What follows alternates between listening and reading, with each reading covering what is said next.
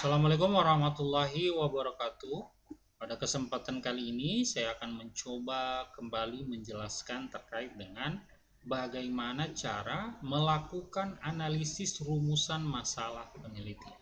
Jadi ini merupakan salah satu uh, aspek yang sangat penting yang perlu untuk diketahui oleh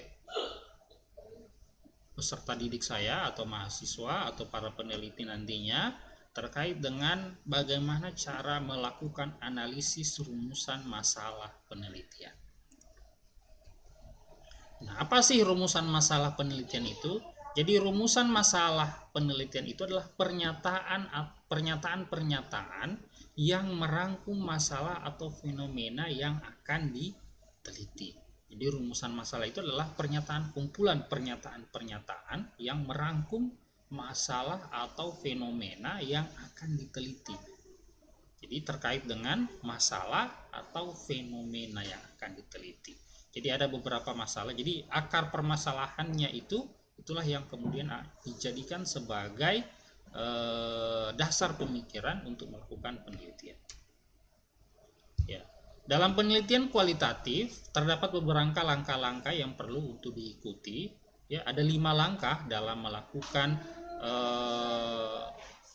identifikasi, ya, melakukan identifikasi dalam menganalisis rumusan masalah penelitian. Yang pertama itu adalah melakukan identifikasi masalah atau fenomena yang akan diteliti. Yang kedua, melakukan pengumpulan data. Yang ketiga itu adalah melakukan pengelompokan data. Yang keempat itu adalah melakukan analisis data. Dan yang kelima itu adalah menentukan rumusan masalah. Jadi ini adalah 5 tahapan yang perlu untuk diikuti, ya, perlu untuk diikuti dalam melakukan atau menentukan rumusan masalah pada penelitian kualitatif.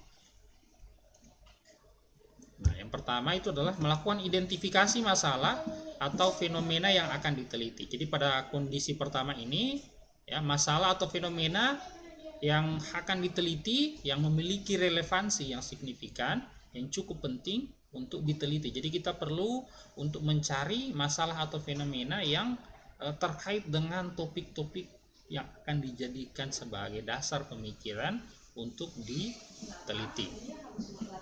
Kemudian yang berikutnya adalah melakukan pengumpulan data. Pengumpulan data yang relevan dengan masalah atau fenomena yang akan diteliti. Data ini dapat diperoleh melalui hasil observasi, wawancara, studi dokumentasi, dan lain-lain. Jadi dalam teknik pengumpulan data ini kita bisa melakukan banyak cara, tapi yang menjadi aspek utama dalam melakukan pengumpulan data ini yakni observasi, wawancara, dan studi dokumentasi serta dan lain-lain. Ini beberapa instrumen pengumpulan data yang dibutuhkan. Nah, yang berikutnya itu adalah melakukan pengelompokan data. Ya, jadi data setelah diperoleh tadi dari hasil observasi, wawancara, kemudian studi dokumentasi, maka data tersebut perlu untuk dikelompokkan berdasarkan tema atau kategori yang muncul dari data yang telah dikumpulkan. Jadi kita perlu untuk mengelompokkan data dari hasil observasi dan wawancara serta studi dokumentasi tadi. Dari situ maka kita bisa membentuk satu pola pikir, ya, yang nantinya akan kita jadikan sebagai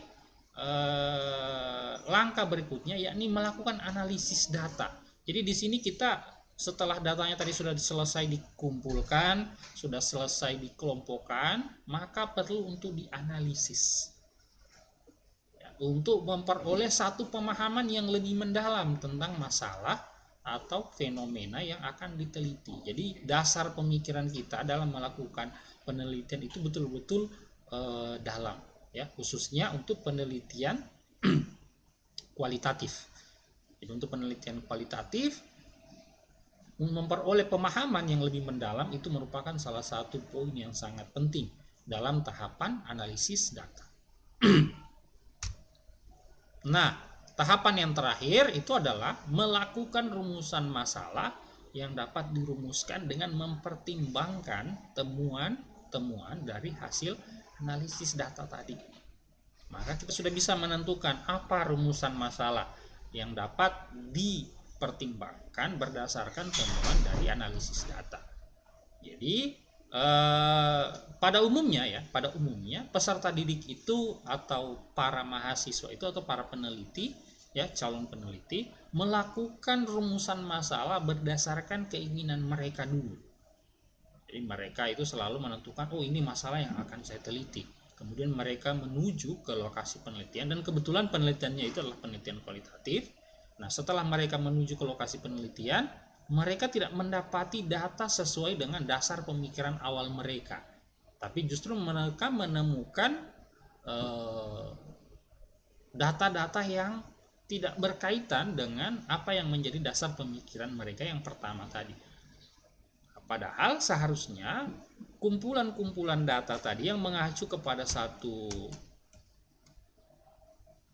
ya, yang mengerucut kepada satu kategori itu dapat dijadikan sebagai rumusan masalah yang baru yang bisa mereka gunakan dalam melakukan rumusan masalah atau menentukan rumusan masalah nantinya, atau untuk menentukan apa yang akan saya teliti tadi.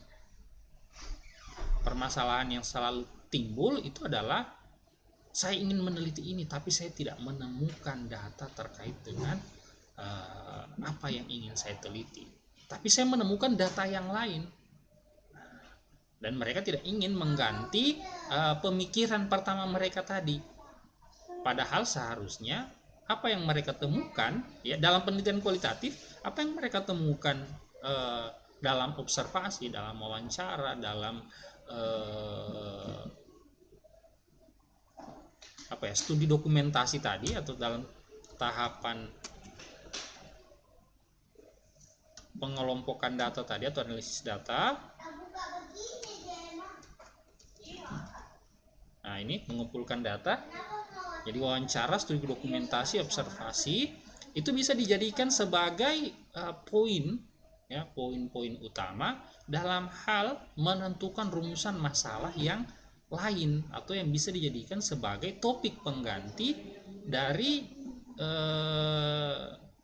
rumusan masalah yang tidak mereka temukan dari pemikiran awalnya tadi, berdasarkan mungkin dari hasil studi dokumentasi, atau berdasarkan studi dokumen ya, berdasarkan hasil baca dari beberapa artikel atau dari beberapa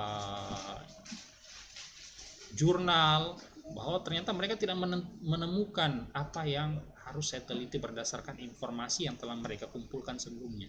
Tapi sebenarnya itu bisa, penelitian kualitatif itu adalah penelitian yang mengacu kepada kondisi real ya, jadi jangan terpaku pada satu kondisi yang tidak terpenuhi.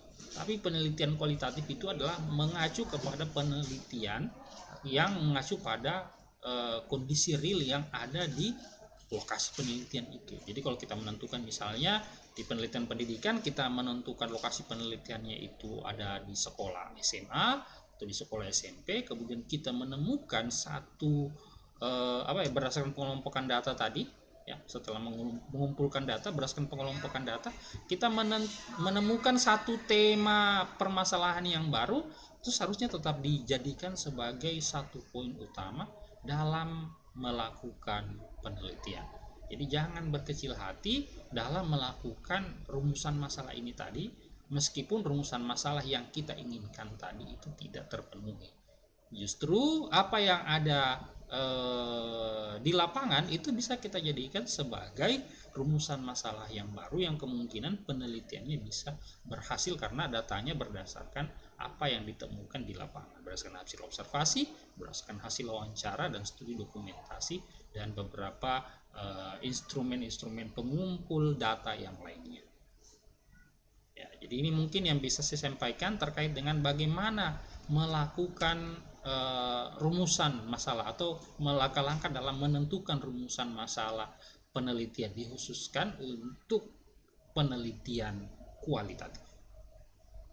Ya, sekian apa yang bisa saya sampaikan. Semoga apa yang saya sampaikan ini bisa bermanfaat bagi kalian ya yang mendengarkan video pembelajaran ini dan bisa mempermudah kalian dalam menentukan rumusan masalah penelitian dikhususkan untuk penelitian kualitatif. Sekian apa yang bisa saya sampaikan. Lebih dan kurangnya saya mohon maaf. Assalamualaikum warahmatullahi wabarakatuh.